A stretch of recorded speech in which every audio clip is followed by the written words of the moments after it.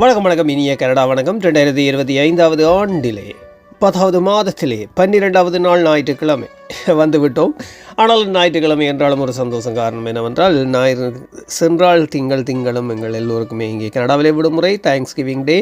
எல்லோருக்கும் சிறப்பான வாழ்த்துக்களை சொல்லிக்கொண்டு படைத்தவன் கடவுளே இல்லையே என்று தத்தளிக்கும் போது கடவுளாய் வந்து உதவுவோர் இருக்கும் வரை கடவுளுக்கு ஆபத்து இல்லை.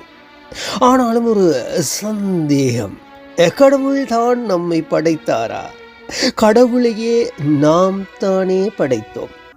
கடவுள் நம்மை காப்பாற்றுகின்றாரா? என்னவோ நாம் கடவுளை காப்போம்.